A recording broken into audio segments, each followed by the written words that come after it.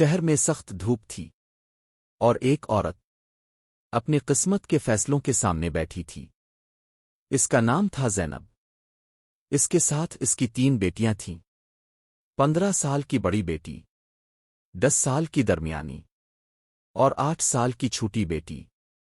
گھر میں خوشی نہیں تھی، صرف خاموشی اور دباؤ تھا۔ ساس ہر وقت کہتی، ہمارے گھر کا وارث کب آئے گا؟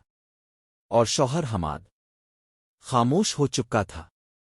زینب پھر سے حاملہ ہوئی اور ہر دن اس کے لیے ایک امتحان تھا۔ حماد اسے الٹرا ساؤنڈ کے لیے ہسپتال لے گیا۔ ڈاکٹر نے رپورٹ دیکھی اور آہستہ سے کہا، اس بار بھی بیٹی ہے۔ یہ سن کر حماد کا چہرہ بدل گیا اور اس نے سخت فیصلہ کر لیا۔ زینب کو طلاق دے دی گئی۔ زینب روتی رہی، لیکن کسی نے اس کی نہیں سنی۔ وہ اپنی 3 بیٹیوں کے ساتھ میکے چلی گئی، لیکن وہاں بھی اسے سہارا نہیں ملا۔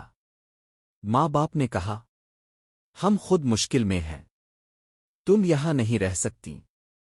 اور زینب اکیلی رہ گئی اپنی 3 بیٹیوں کے ساتھ۔ رات کو وہ چپکے سے روتی تھی، لیکن اس کی بڑی بیٹی نے کہا، امی ہم ہار نہیں مانیں گے، ہم مل کر کچھ کریں گے۔ دوسری بیٹی نے بھی کہا، ہم سب ساتھ ہیں امی۔ اور چھوٹی بیٹی بولی، امی ہم اب کے ساتھ ہیں۔ یہ الفاظ زینب کے دل میں امید بن گئے۔ اگلے دن اس نے ایک چھوٹا سا برگر سٹال شروع کیا۔ زینب خود کام کرتی اور اس کی بیٹیاں بھی ساتھ مدد کرتی تھیں۔ صرف 2 مہینوں میں اس اسٹال کی شہرت بڑھنے لگی اور وہ ایک چھوٹے ریسٹورنٹ میں بدل گیا۔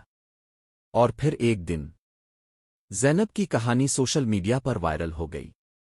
ہر ٹی وی چینل پر ایک ہی خبر تھی، 3 بیٹیوں کے ساتھ ایک ماں کی کامیابی کی کہانی۔ لوگ اس کے ریسٹورنٹ آنے لگے، صرف کھانے کے لیے نہیں، بلکہ اس کی کہانی سننے کے لیے۔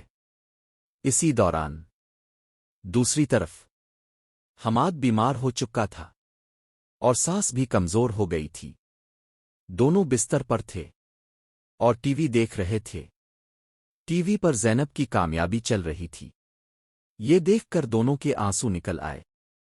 اسی دوران ایک نرس ان کے گھر آئی اور اس نے کہا کہ اس نے غلطی سے انہیں کسی اور عورت کی رپورٹ دکھا دی تھی اور زینب کی رپورٹ میں کوئی مسئلہ نہیں تھا۔ یہ سن کر دونوں کو اپنی غلطی کا احساس ہو گیا۔ دوسری طرف زینب نے ایک بیٹے کو جنم دیا اور یہ خوشخبری سن کر پورا ماحول خوشی سے بھر گیا۔ زینب کے ساس اور اس کا شوہر زینب کے گھر پہنچ جاتے ہیں اور اس سے کہتے ہیں، ہمیں معاف کر دو۔ زینب مسکرا کر جواب دیتی ہے، میں اب سب کو معاف کرتی ہوں۔